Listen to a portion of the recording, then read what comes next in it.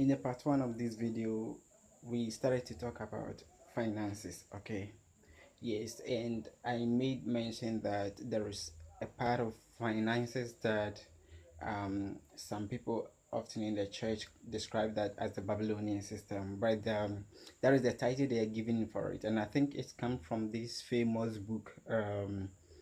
The Rich Man in Babylon. I've read that. If you have not read that, I recommend that book for you. If you want that, you can alert me. I'll give you a free copy. It's very good that you should know that. Yes, so I began talking about the fact that when man is born, we're born a liability, and liability is an asset.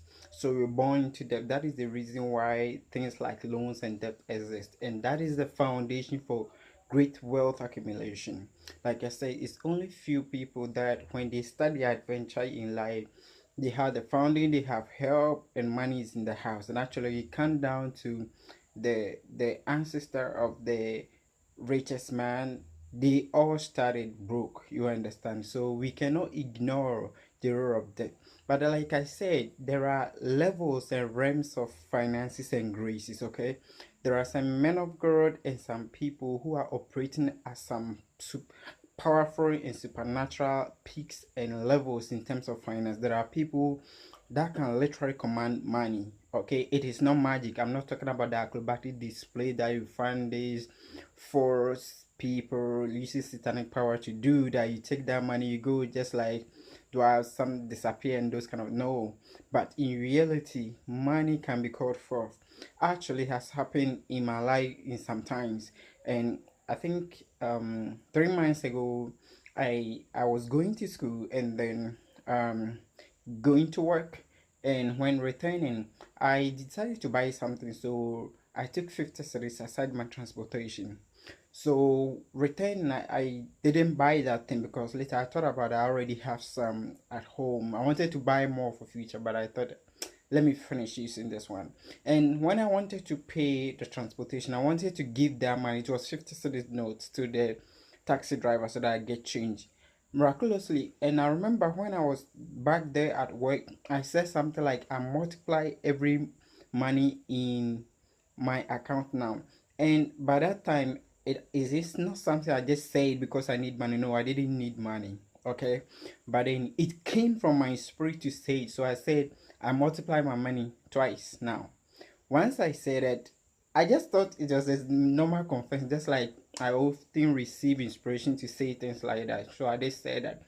So miraculous, when I pulled out the 50 city note to pay the transportation, I realized it was doubled.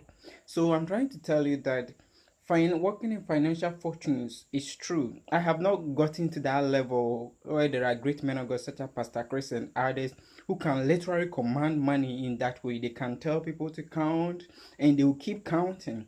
Yes, there is such realms of grace, and there are other realms where people can give to you just like that. There are realms people can give money to you to use so that when you are settled, you can give it back to them, not alone. But there are realms also that um you can literally command money, or people will give it to you and they will never take it again. And there are realms that you can multiply your assets without needing anybody to give to you. But whatever the case, the grace will abound. But before you get there, you should not forget that it's a gradual process. So what I'm communicating, I'm not standing for or against any of them. I'm bringing the balance so that you will not be confused, and that when, because I know there are some men of God, when they teach this from their perspective, there are others in the church who are broken, they are going through stress and this difficulty, they begin to say they begin to talk trash because they think that you are not in my shoes, you don't understand what I'm talking about, because some of them